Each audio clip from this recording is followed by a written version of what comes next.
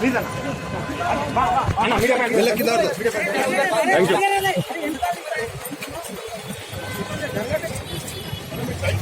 అన్న ప్లీజ్ అన్న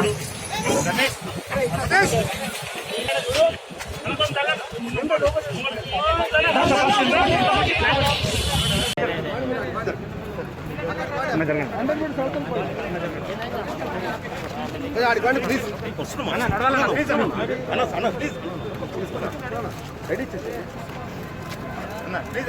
चल आगे वहाँ बात करें ऐसा कैसे कर रहे हैं आप फ्रेम्स लो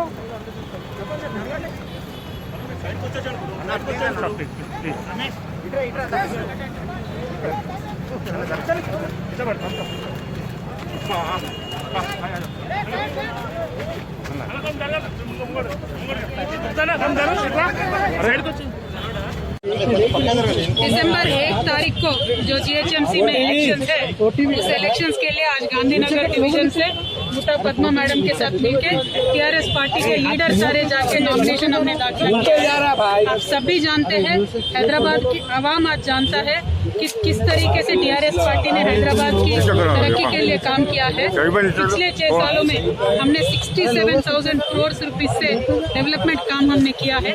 ये सारी चीज हैदराबाद की आवाम आज जानती है। मैं इतना ही गुजारिश करना चाहती हूँ आवाम से कि पिछले 6 सालों में जितना काम हैदराबाद में हुआ है उसको नज़र में रखिए, और कोरोना के टाइम पे जितना भी मदद स्टेट गवर्नमेंट से मिला है उसको आप नज़र में रखिए। स्टेट गवर्नमेंट के तरफ से सारे व्हाइट रेशन कार्ड के लोगों को 6-7 महीने पूरा 1500 हमने दिया है। इसमें 1 रुपया का भी बीजेपी के तरफ से कंट्रीब्यूशन नहीं है। कांग्रेस की तो बात ही छोड़िए, उनको तो कई लोगों में आना ही हम आजकल नहीं देखते हैं। सेम जब हैदराबाद में फ्लड आएगा जो 100 साल में एक बार आता है, ऐसा बारिश पानी हैदराबाद में पड़ता है, तो आज तक सेंट्रल गवर्नमेंट से 1 भी रुपया हमें नहीं मिला है।